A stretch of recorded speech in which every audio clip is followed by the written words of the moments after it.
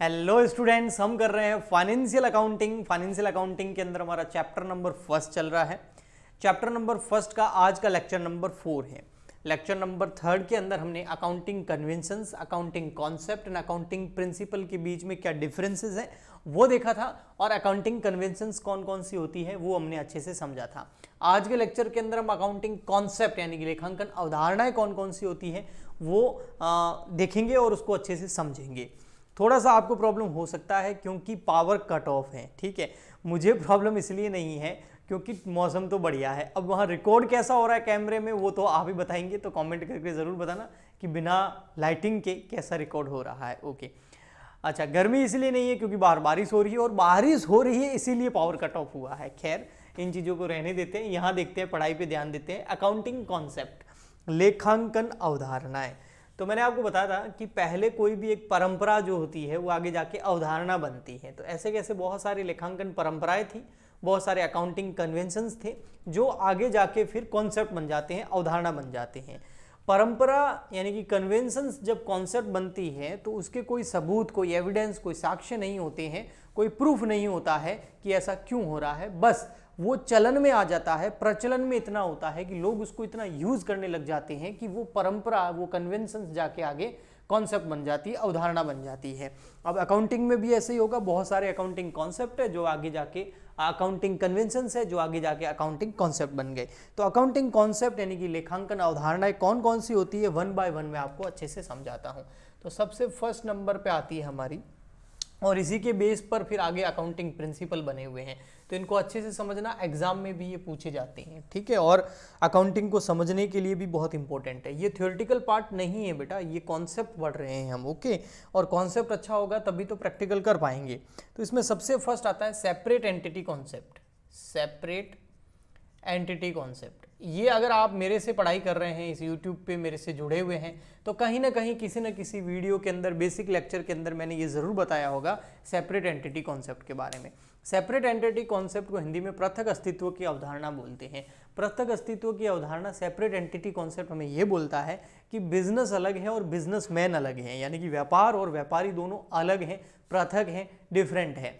किस पर्पज से? Accounting purpose से। For the accounting purpose business and businessman both are separate. लेखांकन के उद्देश्य से व्यापार एंड व्यापारी अलग हैं। इसीलिए जब बिजनेसमैन बिजनेस में कैपिटल लगाता है तो बिजनेस के अंदर उस कैपिटल को हम लायबिलिटी साइड में दिखाते हैं, क्योंकि उस ऑनर ने जो पैसा दिया है वो हमारे लिए लायबिलिटी है। तो अगर दोनों एक होते तो लायबिलिटी कैसे होती? तो वो हमें ये कॉन्सेप्ट बताता है सेपरेट एंटिटी कॉन्सेप्ट की। व्यापार अलग है, व्यापारी अलग है, एंटरप्रेन्योर अलग है, एंटरप्रेन्योरशिप का जो बिजनेस है वो अलग है। जैसे पार्टनरशिप की बात करें तो पार्टनर अलग है, पार्टनरशिप फर्म अलग है। कंपनी की बात करें तो शेयर होल्डर अलग है और कंपनी अलग है। कंपनी एक खुद सेपरेट एंटिटी होती है। तो अकाउंटिंग पर्पज से बिजनेस को सेपरेट एंटिटी माना जाता है, ओके। नेक्स्ट आता है सेकंड नंबर, वो है मनी मेजरमेंट कॉन्सेप्ट। ये कॉन्सेप्ट भी मैंने आपको कहीं ना कहीं अकाउंटिंग कराते टाइम, जब हम बेसिक लेवल की अकाउंटिंग सीख रहे थे, उस टाइम मैंने आपको ये ज़रूर बताया होगा, मनी मेजरमेंट कॉन्सेप्ट। और इसी कॉन्सेप्ट के बेसिस पे ही अकाउंटिंग की डेफिनेशन डिसाइड की गई है। मनी मेजरमेंट कॉन्सेप्ट यानी कि मुद्रा माप अवधारणा, है ना। मुद्रा माप अवधारणा आपको मैंने पहले ही बताया होगा, बेसिक लेक्चर आपने अगर मेरे देखे हैं तो मैंने क्या बोला था कि बिजनेस के अंदर जितने भी ट्रांजैक्शन होते हैं उन ट्रांजैक्शन को हमें रिकॉर्ड करना होता है, लेकिन सारे ट्रांजैक्शन नहीं रिकॉर्ड करने होते। हमें कौन से ट्रांजैक्शन की जनरल एंट्री करनी होती है, यानी कि उनको रिकॉर्ड करना होता है वो ट्रांजैक्शन जिसको मनी में मेजर किया जा सकता हो, जिसको पैसों में मापा जा सकता हो, जिसको मुद्रा में मापा जा सकता हो, उन्हीं ट्रांजैक्शन को हम रिकॉर्ड करते हैं। तो ये मैंने पहले बताया था, लेकिन ये किसके ऊपर बेस्ड है? इस कॉन्सेप्ट के ऊपर बेस्ड है। ये कॉन्सेप्ट हमें बताता है कि केवल उन्हीं ट्रांजैक्शन को रिकॉर्ड करना है, उन्हीं ट्रांजैक्शन, उन्हीं व्यवहारों की, उन लेन देनों की अकाउंटिंग करनी है जिसको मनी में मेजर किया जा सकता हो, जिसको मुद्रा में मापा जा सकता हो, यानी कि जिसके अंदर फाइनेंशियल कैरेक्टर हो, यानी कि जो इकोनॉमिक इवेंट हो। सब चीजों का मतलब यहां से आया, ओके। फिर आता है एक going concern concept, third number. मेरे वर्ड्स पे ध्यान देना, आपको बहुत अच्छे से समझ में आएगा, रटना नहीं पड़ेगा, एग्जाम में बहुत अच्छे से लिख पाओगे। गोइंग कंसर्न कॉन्सेप्ट, ठीक है, गोइंग कंसर्न कॉन्सेप्ट। अब ये गोइंग कंसर्न कॉन्सेप्ट क्या होता है? तो देखिए, गोइंग कंसर्न कॉन्सेप्ट जो होता है वो चालू अवधारणा, ऐसा कुछ इसको हिंदी में बोलते हैं, निरंतरता की अवधारणा। Going concern concept. कंसर्न का मतलब है बिजनेस से, गोइंग मतलब हमेशा निरंतर चलने वाला, और कॉन्सेप्ट यानी अवधारणा। यानी कि हम जब भी कोई भी बिजनेस स्टार्ट करता है ना, आप मान लेते हैं कल बिजनेस स्टार्ट कर रहे हैं कोई, है ना, तो क्या मान के स्टार्ट कर रहे हैं कि परसों बंद कर देंगे या 1 महीने बाद बंद कर देंगे? नहीं, हम ये सोच के बिजनेस स्टार्ट करते हैं कि हमारा बिजनेस बहुत लंबा चलेगा, निरंतर चलेगा, गोइंग कंसर्न, है ना, हमारा ऐसा बिजनेस होगा जो हमेशा चलेगा, निरंतर चलता रहेगा, तो गोइंग कंसर्न कॉन्सेप्ट। तो ये कॉन्सेप्ट ये बताता है कि कोई भी बिजनेस स्टार्ट किया जाता है उस टाइम ये सोच के किया जाता है कि ये बिजनेस बहुत लंबा चलेगा, इसको बड़ी बड़ी ऊंचाइयों पे ले जाएंगे, ऊपर ले जाएंगे बहुत ज़्यादा, इससे बहुत हम प्रॉफिट कमाएंगे। ओके, तो वो निरंतरता की अवधारणा में बताती है। फिर नेक्स्ट आता है हमारा द्विपक्षीय अवधारणा। द्विपक्षीय अवधारणा को बोलते हैं ड्यूअल एस्पेक्ट कॉन्सेप्ट। और ड्यूअल एस्पेक्ट कॉन्सेप्ट जी, इस कॉन्सेप्ट के ऊपर ही जो लुकास पैसियोली है उसने ये अकाउंटिंग का डबल अकाउंटिंग सिस्टम इसी कॉन्सेप्ट के बेसिस पे दिया है। तो हमारे बिजनेस के अंदर जो भी ट्रांजैक्शंस होते हैं जिनको मनी में मेजर किया जा सकता है उसको हम रिकॉर्ड करते हैं, यानी कि उसकी हम जर्नल एंट्री बनाते हैं। जब हम जर्नल एंट्री बनाते हैं तो आपको देखा होगा डेबिट और क्रेडिट दोनों करते हैं। तो वो ये बताता है हमें, ड्यूअल एस्पेक्ट कॉन्सेप्ट बताता है कि कोई भी ट्रांजैक्शन होता है, कोई भी व्यवहार होता है, कोई भी लेन देन होता है, तो उसके दो पक्ष प्रभावित होते हैं, एक डेबिट एक क्रेडिट, यानी कि डेटर या क्रेडिटर, या लेन या देन, है ना, लेनदार देनदार, है ना। तो दो पार्टी पे हमेशा इफेक्ट पड़ता है, दो पक्ष प्रभावित होते हैं, दो पार्टी प्रभावित होती है। किससे? जब भी कोई बिजनेस के अंदर ट्रांजैक्शन होता है, फाइनेंशियल ट्रांजैक्शन होता है, और वो दो पक्ष जो प्रभावित होते हैं उन्हें हम रिकॉर्ड करते हैं। ये हमें बताता है ड्यूअल एस्पेक्ट कॉन्सेप्ट, यानी कि जो इसको बोलते हैं दोहरा या द्विपक्षीय अवधारणा। ठीक है, ओके। जैसे कि हम बिजनेस के अंदर अगर आप कैपिटल लगा रहे हैं, आप अपने बिजनेस में इन्वेस्ट कर रहे हैं, तो बिजनेस में देखो दो पक्ष प्रभावित होंगे। एक तो बिजनेस के अंदर लायबिलिटी आ गई, अगर कोई ऑनर बिजनेस में पैसा लगाता है तो बिजनेस के लिए लायबिलिटी है, सेपरेट एंटिटी कॉन्सेप्ट बोलता है हमको। तो बिजनेस के लिए एक तो लायबिलिटी आ गई कि सामने वाले ने पैसा दिया है, 1 लाख रुपए लगाए हैं, क्योंकि both are separate, business and businessman are separate, तो बिजनेस के लिए लायबिलिटी है। तो लायबिलिटी है, इसके साथ साथ कैश भी तो आया है, तो इधर लायबिलिटी कैपिटल आ गई 1 लाख रुपीज, और उधर कैश भी तो आया 1 लाख रुपीज का, तो वो कैश भी हो गया। तो दो पार्टी या दो पक्ष हमेशा प्रभावित होते हैं किसी भी ट्रांजैक्शन से। ओके, ये ड्यूअल एस्पेक्ट कॉन्सेप्ट हमें बताता है। ओके, नेक्स्ट फिर आपका आता है कॉस्ट कॉन्सेप्ट। ये बड़ा अच्छा है, ठीक है, इसको समझना। कॉस्ट कॉन्सेप्ट, वैसे मैंने आपको इसके बारे में थोड़ा बहुत बताया होगा, जब हम ब्रांचेज ऑफ अकाउंटिंग करते थे तब वहां पर आया था कॉस्ट अकाउंटिंग। तो यहाँ पर कॉस्ट कॉन्सेप्ट यही है, इसके अंदर यही पता लगाया जाता है कि कोई भी बिजनेस के अंदर यहाँ पर प्रोडक्ट की कॉस्ट निकालने से नहीं है, किसी भी आप जो प्रोडक्ट बना रहे हो उसकी कॉस्ट की बात नहीं चल रही है, वो कॉस्ट अकाउंटिंग में चलती है। यहाँ पर बात कर रही है डेटा को रिकॉर्ड करने की, जो ट्रांजैक्शन हो रहे हैं उनको रिकॉर्ड करने की, है ना। जैसे आपने मशीनरी परचेज करी है 1 लाख रुपए में, तो आप बुक्स में कितने में दिखाओगे? 1 लाख रुपए में। क्यों? क्योंकि आपको वो कितने में पड़ी है? 1 लाख रुपए में। तो वो कॉस्ट पे कोई भी एसेट्स या लाइबिलिटीज जो रिकॉर्ड की जाती है, अधिकतर अगर एसेट के मामले में देखें तो उनको कॉस्ट पे रिकॉर्ड किया जाता है, उसको कभी भी मार्केट वैल्यू पे रिकॉर्ड नहीं किया जाता, है ना। जैसे मशीनरी परचेज कर ली, मान लेते हैं फ्रिज परचेज करके लेके आए, नॉर्मल एग्जांपल देते हैं, 20,000 रुपये में आप फ्रीजर लेके आए, ठीक है। अब आप वो परचेज करके लेके आए 20,000 रुपीज़ का, आप जाके बुक्स में 20,000 में दिखाओगे क्योंकि उसकी कॉस्ट 20,000 की है। लेकिन क्या वास्तव में उसको बेचोगे तो अभी 20 मिलेंगे? नहीं, वो एक दिन भी पुराना हो गया तो उसकी प्राइस कम हो जाएगी, उसको हम डेप्रिसिएशन जरूर बोल के लेस करते हैं, बट लेकिन दिखाते तो कॉस्ट पे ही है ना। तो मार्केट वैल्यू को ध्यान में नहीं रखते हैं, कॉस्ट पे दिखाते हैं। ओके, ऐसे ये जो कॉन्सेप्ट है ये यही बोलता है कि आप कॉस्ट के ऊपर चीज़ों को रिकॉर्ड कीजिए, जितने में आपने खरीदा है, जितने में आपकी लागत आई है, उस पर आप चीज़ों को रिकॉर्ड कीजिए, इसको बोलते हैं कॉस्ट कॉन्सेप्ट। जैसे अगर कोई चीज़ आपने परचेज कर ली और उसमें आपका पैसा नहीं लगा, खर्चा नहीं लगा, तो उसको रिकॉर्ड करने की जरूरत नहीं है, ये भी ये बोलता है कॉस्ट कॉन्सेप्ट। जैसे बिजनेस के अंदर गुडविल जो होती है, आगे आप पढ़ेंगे, वो 2 तरह की होती है। थोड़ा बहुत अगर आप अकाउंटिंग के बारे में जानते हैं तो गुडविल नाम की चीज़ आती है। तो गुडविल 2 तरह की होती है, एक होती है आर्टिफिशियल या सेल्फ जनरेटेड गुडविल, एक होती है परचेज गुडविल, एक होती है सेल्फ जनरेटेड गुडविल, एक होती है परचेज गुडविल। सेल्फ जनरेटेड मतलब स्व अर्जित ख्याति, परचेज मतलब क्रय ख्याति।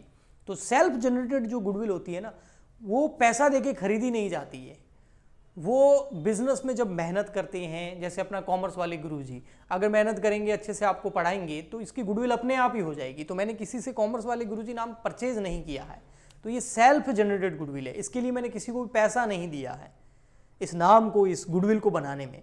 तो ये जो सेल्फ जनरेटेड गुडविल होती है इसको रिकॉर्ड करने की जरूरत नहीं है, इसको बुक्स में हम नहीं दिखाएंगे। क्यों? क्योंकि इसका कोई भी पैसा नहीं लगा, मेहनत लगी है। लेकिन ये का ये मैं अगर किसी की दूसरी को परचेज कर लूँ, जैसे बड़ी बड़ी कंपनीज होती है, छोटे मोटे स्टार्टअप को परचेज कर लेती हैं, उनका नाम ले लेती है, परचेज कर लेती है, तो वो परचेज गुडविल हो गई। यानी कि उस गुडविल को परचेज करने के लिए आपने पैसा खर्च किया है, तो उसको हम रिकॉर्ड करते हैं। तो वो ये कॉस्ट कॉन्सेप्ट हमको कुछ इस तरीके से बताता है कि किस चीज़ को रिकॉर्ड करना है, किसको रिकॉर्ड नहीं करना है। नेक्स्ट आता है concept of revenue recognisation. Concept of revenue recognisation, ये बड़ा अच्छा कॉन्सेप्ट है। लोग इसका है ना थोड़ा सा मतलब भी गलत निकाल देते हैं। आगम अवधारणा बोलते हैं इसको, ठीक है। कॉन्सेप्ट ऑफ रेवेन्यू रिकॉग्नाइजेशन यानी कि आगम अवधारणा या वसूली की अवधारणा। इसमें ये बोलता है कि जब आप कोई इनकम कमा लो तभी उसको रिकॉर्ड करो, पहले मत करो। अब यहाँ पर कई बार ये होता है, या कुछ लोग इसको इस तरीके से समझते हैं जैसे कि जब आपको इनकम रिसीव हो जाए तब रिकॉर्ड करो। नहीं, वो कैश बेसिस पे हो जाता है। हम एक्रूअल बेसिस पे अकाउंटिंग करते हैं। आगे एक्रूअल बेसिस की भी अवधारणा आएगी, उपार्जन अवधारणा उसको बोलते हैं। तो कहने का मतलब क्या है, आप कंफ्यूज मत हो, ये मैं आपको बता देता हूँ। रेवेन्यू रिकॉग्नाइजेशन का मतलब है जब आप किसी भी इनकम को अर्न कर लो, रिसीव हुई या नहीं हुई उससे मतलब नहीं है, अर्निंग हो गई तो उसको रिकॉर्ड कर लो, उसको रिकॉग्नाइज कर लो। रिसीव हुई या नहीं हुई उससे मतलब नहीं है। ओके, फिर आता है नेक्स्ट आपका मैचिंग कॉन्सेप्ट, ठीक है। 7th number matching concept. Matching concept, अब यहाँ पर किस चीज़ को मैचिंग करेंगे, इसको हिंदी में मिलान की अवधारणा बोलते हैं। आपको दिख तो रहा होगा, हाँ, मैचिंग कॉन्सेप्ट। ओके, तो मैचिंग कॉन्सेप्ट मतलब मिलान की अवधारणा। किस मैच करना है, किसको मैच करना है? क्रिकेट मैच खेलना है? नहीं बेटा, मैच करना है क्या? कोई डेटा मैच करना है? मैच करना है यहाँ पर एक्सपेंस और इनकम को। कोई भी एक्सपेंडिचर अगर आप दिखा रहे हो तो उससे रिलेटेड इनकम भी उसी ईयर में कमाई जानी चाहिए। फॉर एग्जाम्पल के लिए आपने किसी बंदे को सैलरी पे करी तो खर्चा हो गया, तो वो खर्चा हो गया, लेकिन उस बंदे ने काम भी उसी ईयर में आपके लिए किया होना चाहिए। फालतू की तो सैलरी दोगे नहीं आप, समझ आ रहा है? तो जो खर्चा है और उस खर्चे के बदले में जो आपको बेनिफिट मिल रहा है वो दोनों एक ही अकाउंटिंग पीरियड से रिलेटेड होना चाहिए। ये बोलता है मैचिंग कॉन्सेप्ट, यानी कि इनकम और एक्सपेंडिचर दोनों मैच करने चाहिए, एक ही अकाउंटिंग पीरियड के होने चाहिए, तभी उसको रिकॉर्ड करेंगे। फिर उसके बाद मैचिंग कॉन्सेप्ट के बाद में एक दो और बचते हैं आपके। उसमें एक तो आता है एक्रूअल कॉन्सेप्ट, थोड़ी देर पहले मैंने आपको जो बताया था, रेवेन्यू रिकॉग्नाइजेशन में बताया था एक्रूअल कॉन्सेप्ट। एक्रूअल कॉन्सेप्ट, इसको उपार्जन की अवधारणा भी बोलते हैं, ठीक है। अब इसको एक्रूअल कॉन्सेप्ट को ज़्यादा कोई आपको हार्ड बनाने की ज़रूरत नहीं है, बड़ा सिंपल है। अगर आप मेरे वर्ड्स पे ध्यान देंगे तो आपको समझ में आया। एक्रूअल कॉन्सेप्ट ये बोलता है कोई भी इनकम आपने अर्न कर ली है तो उसको रिकॉर्ड कर लो, चाहे वो रिसीव हुई है नहीं हुई है, उससे कोई मतलब नहीं है। अकाउंटिंग जो पीरियड होता है वो 1 ईयर का होता है। अगर कैलेंडर ईयर के हिसाब से देखें तो जनवरी से दिसंबर चलता है, लेकिन फाइनेंशियल ईयर के हिसाब से देखें तो फिर अप्रैल में स्टार्ट होता है और मार्च में जाके ख़त्म होता है। तो 12 मंथ का एक अकाउंटिंग पीरियड होता है। तो उस 12 मंथ के अकाउंटिंग पीरियड में अगर आपने कोई इनकम अर्न कर ली है, मतलब कमा ली है, तो उसको रिकॉर्ड करना है, चाहे वो रिसीव हुई हो या नहीं हुई हो, उससे मतलब नहीं है। इस 12 मंथ के अकाउंटिंग पीरियड के अंदर कोई खर्चा हो गया है, एक्सपेंडिचर हो गया है, तो उसको रिकॉर्ड करना है, चाहे आपने उस एक्सपेंडिचर का पेमेंट किया हो या नहीं किया हो, उससे मतलब नहीं है। यानी कि अकाउंटिंग जो है वो कैश बेसिस पे नहीं होती है, एक्रूअल बेसिस पे होती है। ओके, ठीक, आई होप आपको से समझ में आया होगा। नेक्स्ट है आपका accounting period concept. 9th number आपको शायद दिख रहा होगा, इसके बारे में मैंने आपको बताया तो था अभी। अकाउंटिंग पीरियड कॉन्सेप्ट, देखो, एक अकाउंटिंग पीरियड किसी भी बिजनेस के लिए 12 मंथ का होता है। दुनिया में कहीं भी चले जाओ, जो अकाउंटिंग पीरियड होता है, यानी कि अपना जो हिसाब किताब करके प्रॉफिट एंड लॉस निकालेंगे, वो 1 ईयर का निकालते हैं। तो 1 ईयर का अकाउंटिंग पीरियड होता है, लेखांकन अवधि होती है। लेकिन ये 1 ईयर कौन सा? तो यहाँ पर एक तो चलता है फाइनेंशियल ईयर, अधिकतर अकाउंटिंग में वही चलता है, चाहे इनकम टैक्स हो, जीएसटी हो या कंपनीज हो, सब फाइनेंशियल ईयर के हिसाब से अकाउंटिंग करती है और अपना प्रॉफिट एंड लॉस कैलकुलेट करती है। फाइनेंशियल ईयर जो है वो 1 अप्रैल को स्टार्ट होता है और 31 मार्च को जाके खत्म होता है। अपने इंडिया में यही चलता है, अप्रैल में स्टार्ट होता है और मार्च में खत्म होता है। जैसे फॉर एग्जांपल के लिए अभी अगर देखूं तो कौन सा फाइनेंशियल ईयर चल रहा है, अभी 1 अप्रैल 2022 यानी कि 1 अप्रैल 2022 में स्टार्ट हुआ है और ये जाके एंड होगा 31 मार्च 2023 में। तो ये 12 मंथ का अकाउंटिंग पीरियड हो गया, जिसको फाइनेंशियल ईयर बोलते हैं, हिंदी में वित्त वर्ष बोलते हैं। दूसरा होता है कैलेंडर ईयर। अगर क्वेश्चन आपको बोले तो आपको कैलेंडर ईयर यूज करना है। कैलेंडर ईयर जनवरी में स्टार्ट होता है, दिसंबर में खत्म होता है। अगर अभी कैलेंडर ईयर की बात करें तो 1 जनवरी 2022 यानी कि 1 जनवरी 2022 में स्टार्ट हुआ है, 31 दिसंबर 31 दिसंबर 2022 में ही खत्म हो जाएगा, 12 मंथ कंप्लीट हो जाएंगे। तो ये बोलता है आपको अकाउंटिंग पीरियड कॉन्सेप्ट। ओके, ठीक है। सो ये आपके टोटल कितने कॉन्सेप्ट हो गए, कितनी अवधारणाएं होगी, लेखांकन अवधारणाएं, तो ये आपके सामने हो गई टोटल जो 9th, ठीक है। और अकाउंटिंग कन्वेंशंस कितने बताए थे, 5। तो जो अकाउंटिंग कन्वेंशंस थे उनकी हेल्प से ही अकाउंटिंग कॉन्सेप्ट बने हुए हैं, अवधारणाएं बनी हुई है और इनकी हेल्प से ही अकाउंटिंग प्रिंसिपल बनाए गए हैं। तो अकाउंटिंग प्रिंसिपल कौन कौन से हैं और उनके बारे में डिटेल में पढ़ेंगे हम नेक्स्ट लेक्चर के अंदर। पावर कट ऑफ है लेकिन फिर भी वीडियो बना दिया है, तो इसकी क्वालिटी कैसी है वो ज़रूर आप नीचे कमेंट करके बताना। और हमसे लाइव क्लासेस अगर लेना चाहते हैं तो फिर आप हमारी ऐप डाउनलोड कर लीजिए। ऐप का लिंक इस वीडियो के नीचे डिस्क्रिप्शन बॉक्स में मिल जाएगा, जिसका नाम है कॉमर्स वाले गुरुजी।